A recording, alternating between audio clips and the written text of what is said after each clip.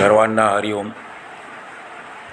आज आपण मनाचे श्लोकमधील श्लोक क्रमांक 202चा अभ्यास करणार आहोत. हा श्लोक क्रमांक 202 असा आहे.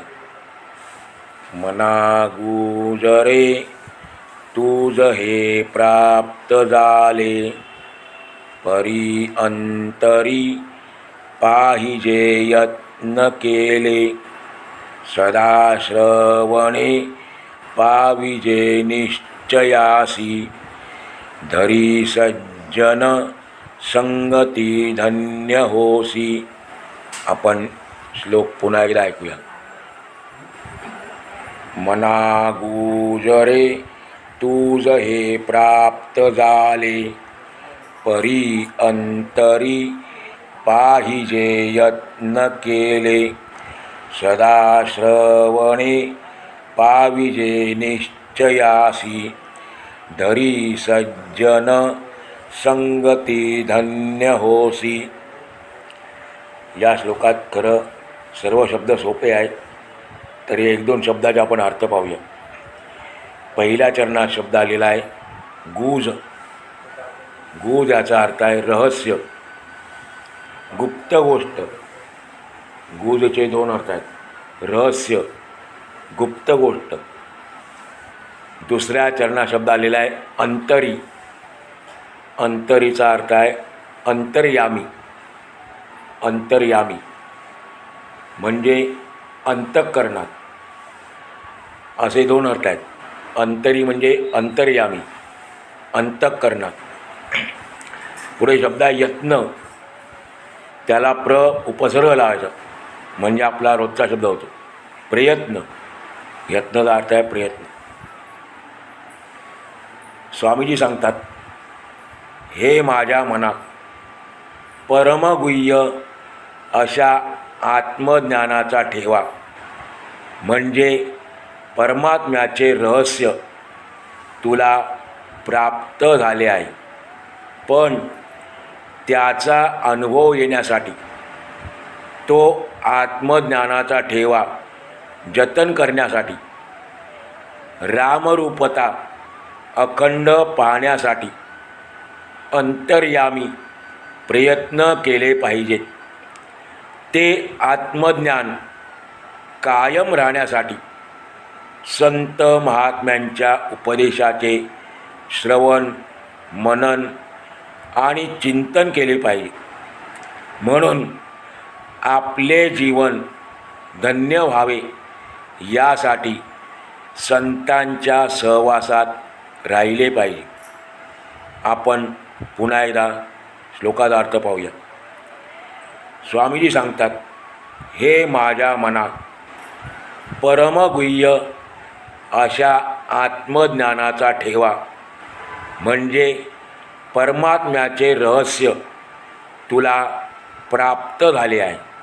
पण त्याचा अनुभव येण्यासाठी, तो आत्मज्ञानाचा ठेवा जतन करण्यासाठी, रामरूपता अखंड पाहण्यासाठी अंतर्यामी प्रयत्न केले पाहिजेत. ते आत्मज्ञान कायम राहण्यासाठी संत महात्म्यांच्या उपदेशाचे श्रवण, मनन आणि चिंतन केले पाहिजे. म्हणून आपले जीवन धन्य व्हावे यासाठी संतांच्या सहवासात राहिले पाहिजे. असा या 202व्या श्लोकाचा आपल्याला थोडक्यात सारांश रूपाने अर्थ सांगता येईल. आजपर्यंत आपण मनोबोधातील म्हणजेच मनाचे श्लोकमधील 201 श्लोकांचा अभ्यास केला. आता 4 श्लोकांचा अभ्यास शिल्लक राहिला आहे. त्यातील पुढचे श्लोक जे आहेत ते 204 पर्यंतचे श्लोक उपसंहाराचे आहेत आणि अंतिम 205वा श्लोक सांगतेचा, फलश्रुतीचा आहे. आता उपसंहार म्हणजे काय असा प्रश्न पडला असेल तर बघा, आपण आरती म्हणतो आणि आरती म्हणता म्हणता त्वमेव माता च पिता त्वमेव इथपर्यंत आलो, याचा अर्थ हा उपसंहार. आणि त्यानंतर हरे राम राम राम हरे हरे, हरे कृष्ण कृष्ण कृष्ण हरे हरे असे म्हटल्यानंतर आरतीची सांगता होते. त्यानंतर सर्वांना प्रसाद वाटला जातो. त्याप्रमाणे 205वा श्लोक हा मनोबोधाचा फलश्रुतीचा म्हणजेच प्रसादाचा श्लोक आहे. समर्थ रामदास स्वामी या श्लोकाच्या पहिल्या चरणातून सांगतात, मना गुजरे तुझ हे प्राप्त झाले. श्रीमद भगवद्गीतेच्या 15व्या अध्यायातील अंतिम श्लोकातून भगवान अर्जुनाला सांगतात, इति गुह्यतमं शास्त्रम् इदमुक्तं मया नघ एतद्बुद्ध्वा बुद्धिमान् स्यात् कृतकृत्यश्च भारत. म्हणजे हे निष्पाप अर्जुना, अशा प्रकारे हे अतिरहस्यमय गुप्तशास्त्र, भगवद्गीता म्हणजे काय, अतिरहस्यमय गुप्तशास्त्र म्हणजेच आत्मज्ञानाचे शास्त्र मी तुला सांगितले आहे. भगवान सांगतात अर्जुनाला, आता याचे तत्वता ज्ञान करून घेतल्याने, या आत्मज्ञानाचे तत्वता ज्ञान करून घेतल्याने मनुष्य ज्ञानवान म्हणजे ज्ञानी आणि कृतार्थ बनतो. जीवनामध्ये एखादी गोष्ट मिळवणे वाटते तेवढी सोपी गोष्ट नाही. त्या वस्तूच्या प्राप्तीसाठी, त्या गोष्टीच्या प्राप्तीसाठी आपल्याला खूप खटपट करावी लागते. प्रयत्न केल्यानंतर ती गोष्ट मिळतेसुद्धा, पण पुढची गोष्ट, जी गोष्ट आपण प्रयत्नाने मिळवलेली आहे त्याच्या पुढची गोष्ट सर्वांना जमत नाही. आणि ती म्हणजे मिळवलेली गोष्ट पुढे कायमस्वरूपी टिकवून ठेवणे. एखादी गोष्ट मिळवणे याला शास्त्रात योग म्हणतात. आपण म्हणतोसुद्धा, आज माझा अमुक गोष्टीसाठी योग आला होता, म्हणजे ती गोष्ट आपल्याला प्राप्त झाली होती. आणि मिळवलेली गोष्ट टिकवून ठेवणे याला शास्त्रीय भाषेत क्षेम म्हणतात. योग आणि क्षेम आपण शब्द ऐकलेले आहेत. भगवानसुद्धा सांगतात 9व्या अध्यायातून, जो माझा अनन्य भक्त आहे, मला अनन्य होऊन माझी भक्ती करतो, सेवा करतो, अनन्या चिंतयन्तो माम ये जना पर्युपासते तेषामेवात योगक्षेमं वहाम्यहम्. मी त्याचा योग आणि क्षेम हा भार उचलतो. तर सांगायचं तात्पर्य काय, मिळवलेली गोष्ट टिकवून ठेवणे याला क्षेम म्हणतात. आपण एकमेकांना खुशाली विचारतो म्हणजे क्षेम विचारतो, त्याला क्षेम म्हटलेलं आहे. नाती टिकली तर क्षेम विचारणार ना. खुशाली म्हणजे काय करतो, आपण नातेवाईकांना आपली खुशाली विचारतो, पण नाती टिकली तर क्षेम विचारणार ना. सांगण्याचे तात्पर्य स्वामीजींनी आपल्याला मनाच्या श्लोकाच्या माध्यमातून भरभरून ज्ञान दिले आहे. गुह्यातली गुह्य, परमगुह्य आत्मस्वरूपाचे, ब्रह्मस्वरूपाचे आपल्याला दर्शन घडवले आहे. आता इथून पुढे आपली जबाबदारी आहे की स्वामीजींनी दिलेले ज्ञान आपण कसे टिकवून ठेवतो. अर्थात आपल्यापुरते नाही, पुढच्या पिढीपर्यंत कसे पोचवतो ही आपली जबाबदारी आहे. मग त्यासाठी आपल्याला काय करायला हवे? त्याचे उत्तर स्वामीजी या श्लोकाच्या दुसऱ्या चरणातून देतात. परी अंतरी पाहिजे यत्न केले. आपल्याला महत्प्रयासाने मिळालेले आत्मज्ञान टिकवून ठेवण्याकरता आपण अंतरी यत्न केले पाहिजे. या आत्मज्ञानाचा ठेवा जतन करण्यासाठी, त्याचा अनुभव येण्यासाठी, म्हणजेच रामरूपता अखंड अनुभवता यावी यासाठी आपण अंतर्यामी अंतःकरणापासून प्रयत्न केले पाहिजेत. आत्मज्ञानाच्या प्राप्तीसाठी जी साधना करत होतो ती साधना पुढे अखंड सुरू ठेवली पाहिजे. कारण परमार्थामध्ये साधनेला अनन्यसाधारण महत्त्व आहे. साधना चांगली असून आत्मज्ञानाची अनुभूती येऊ लागली तर साधनेमध्ये ढिलेपणा आहे. आपली साधना चांगली आहे, आपल्याला आत्मज्ञानाची अनुभूती आलेली आहे, पण जर त्यात खंड पडला, आपण अखंड टिकवली नाही तर त्या साधनेमध्ये ढिलेपणा येतो आणि हीच गोष्ट आपल्या आध्यात्मिक प्रगतीच्या आड येते. पण त्याहीपेक्षा साधना परिपक्व होऊन ज्यावेळेला आपली साधना परिपक्व होते, स्वरूप साक्षात्कार ब्रह्मसाक्षात्कार झाला म्हणजे मग साधना सुटते. ब्रह्मसाक्षात्कार झाल्यानंतर साधना सुटण्याची शक्यता असते आणि तसे होणे हे जास्त नुकसानकारक आहे. त्यामुळे आपला परमार्थ आपण किती वर्ष केला, किती जन्म केला तरी देखील तो पूर्णत्वाला जात नाही. म्हणून आपण प्रत्येकाने, प्रत्येक साधकाने ही गोष्ट लक्षात ठेवली पाहिजे. चिकाटीने आणि उत्तम साधना झाल्याशिवाय किंबहुना केल्याशिवाय साधना करावी लागते.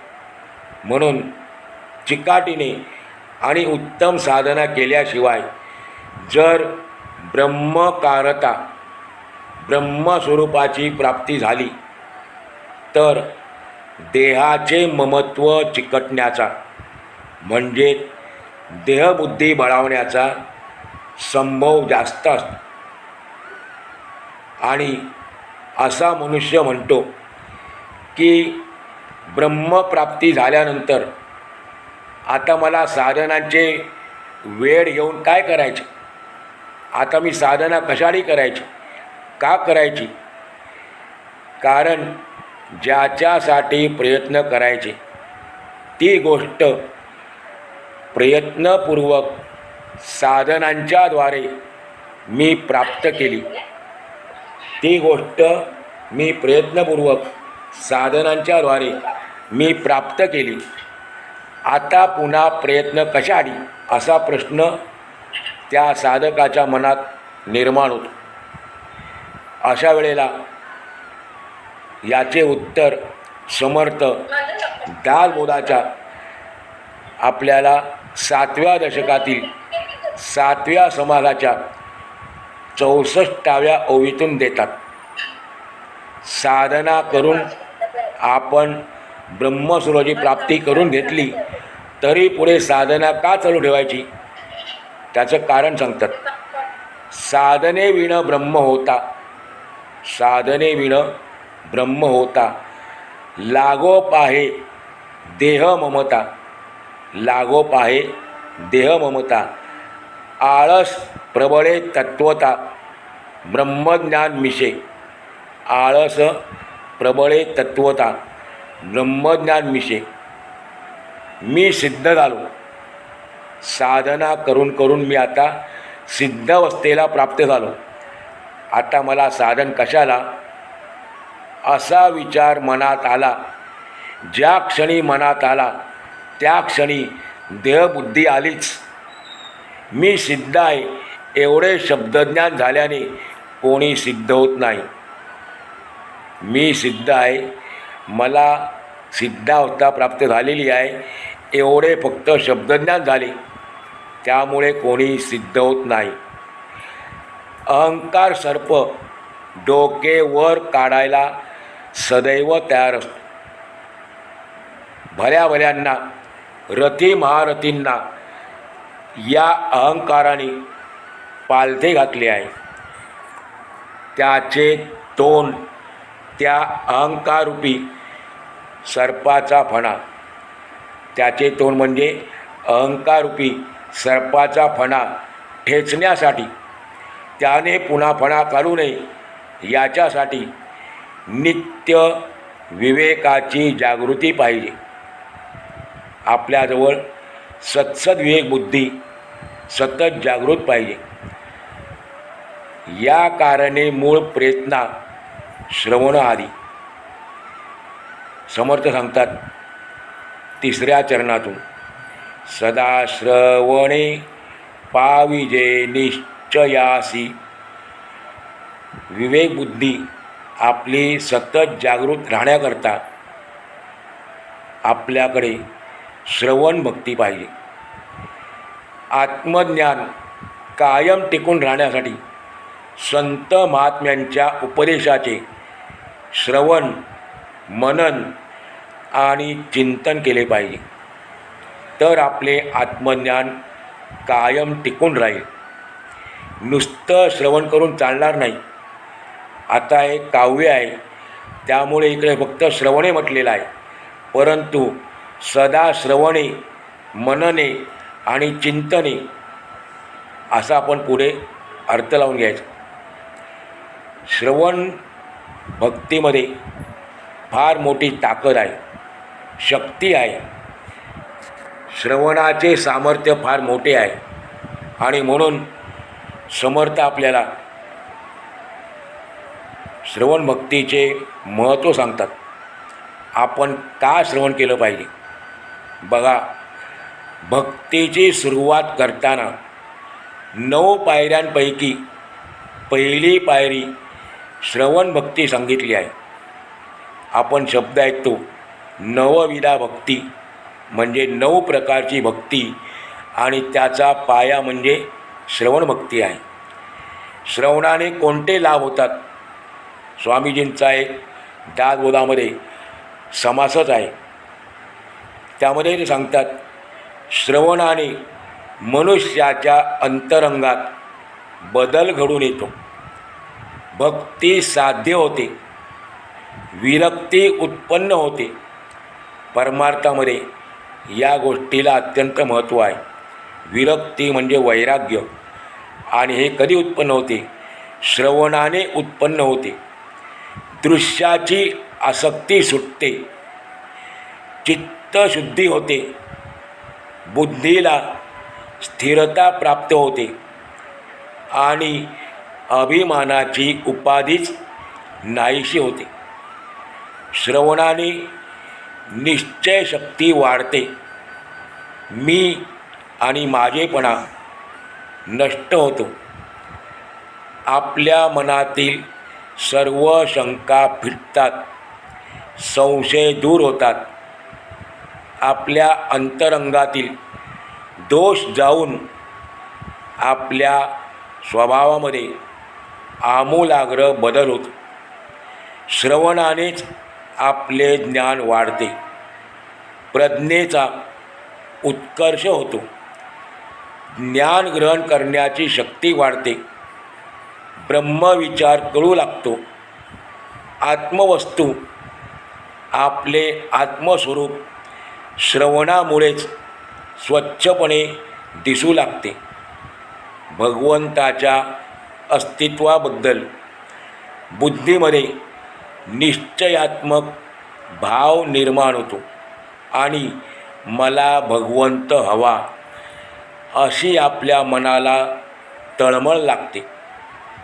संत संगतीमध्ये राहून श्रवण केले असता हे सर्व फायदे होतात, हे सर्व लाभ होतात. आणखी काही लाभ आहेत. वाईट संगती सुटते, वासना कमी होते, नाश पावते, मोह नाश पावतो, मीपणा मरून जातो, अनेक प्रकारचे संकटे दूर होतात, अनेक प्रकारचे घात टळतात.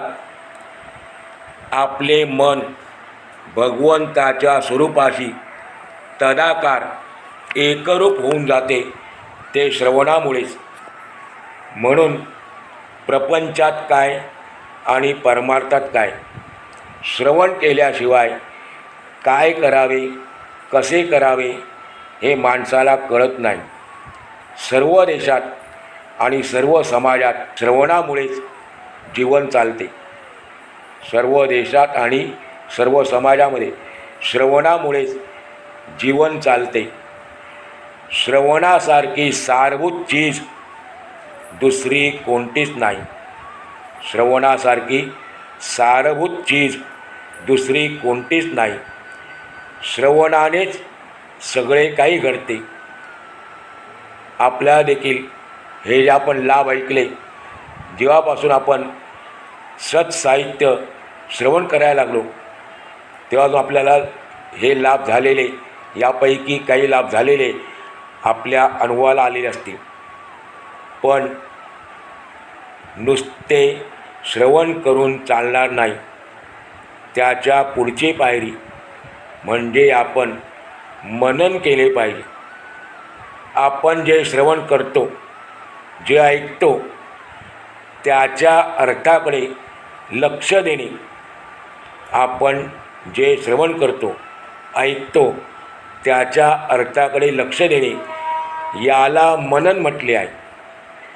त्या अर्थावर आपले मन किंवा चित्त एकाग्र झाले की निधिध्यासन साधते. यालाच चिंतन म्हणतात. निधिध्यासनाने काय होते? निधिध्यासाने ब्रह्मसाक्षात्कार होऊन समाधानाची प्राप्ती होते. परंतु एकदाच श्रवण मनन चिंतन करून चालणार नाही. ती प्रक्रिया निरंतर सुरूच राहिली पाहिजे. यासाठी समर्थ दृष्टांत देतात. सेविलेची सेवावे अन्न, सेविवेची सेवाले अन्न, घेतलेची घ्यावे जीवन, तैसे श्रवण मनन केलेची करावे. काय म्हणतात? सेविलेची सेवावे अन्न म्हणजे एकदाच जेवून भागत नाही, पुन्हा पुन्हा अन्न सेवन करावे लागते. पुढे म्हटले, घेतलेची घ्यावे जीवन, जीवन म्हणजे पाणी. तोच नियम पाणी पिण्यासाठी सुद्धा लागू आहे. म्हणजे एकदा पाणी पिऊन चालत नाही, तर आपल्याला पुन्हा पुन्हा पाणी प्यायला लागते.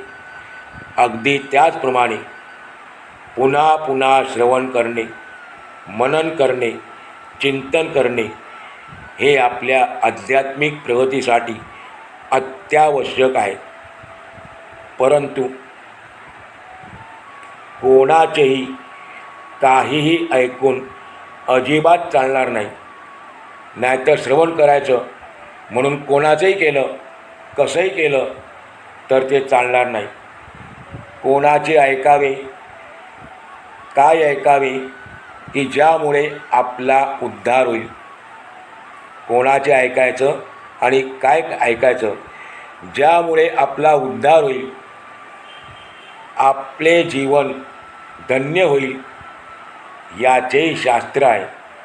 आणि ते शास्त्र समर्थ श्लोकाच्या 4थ्या आणि अंतिम चरणातून सांगतात.